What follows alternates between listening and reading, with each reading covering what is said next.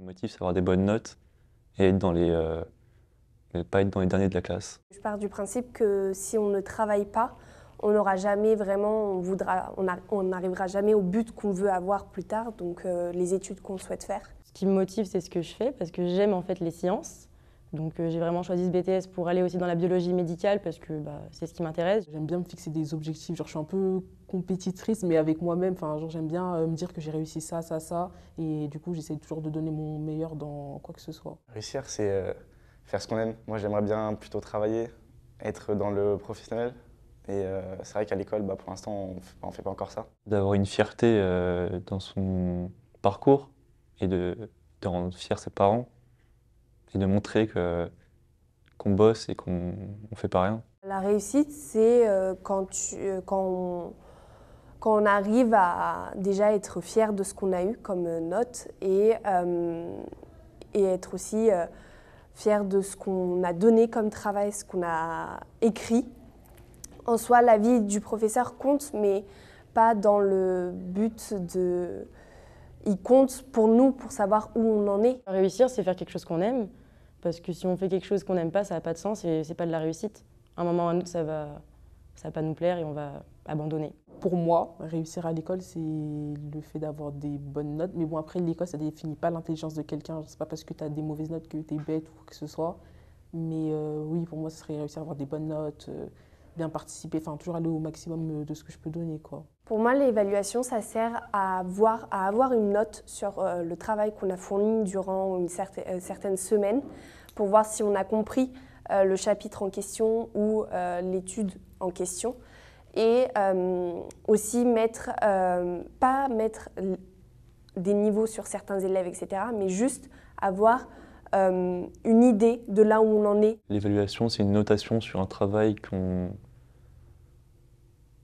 qui est donné en classe et qui comptera dans Parcoursup pour nos choix de nos études. Ça permet de noter chacun différemment. Mais c'est vrai que du coup, certaines notations dans certaines matières, c'est pas les mêmes. En fait, il n'y a pas vraiment d'appréciation dans les notes. Du coup, c'est juste une note. La note, ça ne définit pas vraiment le travail fourni ou même perçu par l'élève. Ça fait que des fois, on peut se retrouver avec une bonne note, mais pas vraiment comprendre. Ou inversement, avoir une mauvaise note et pourtant quand même comprendre. On peut avoir des mauvaises notes, mais ça ne veut pas dire qu'on n'a pas travaillé ou alors même qu'on n'a pas vraiment réussi. Parce que la note, ça ne veut pas toujours définir ce qu'on est. C'est ça que je trouve dommage dans les notes. L'évaluation, je trouve que c'est assez paradoxal parce que souvent tu travailles. Par exemple, moi j'ai des amis à moi qui travaillent beaucoup. Genre, elles font tout pour mettre les chances de leur côté et elles ont des mauvaises notes. Alors qu'il y en a d'autres où ils vont un peu moins travailler, mais qui vont réussir à avoir des bonnes notes. Du coup, c'est pour ça que je trouve qu'on ne peut pas se fier forcément à l'évaluation en mode oui, t'as loupé, c'est-à-dire que tu comprends rien. Je sais pas quoi, c'est pas une science exacte. On évalue les compétences, ce qu'on peut faire. Donc là, je prends l'exemple du BTS.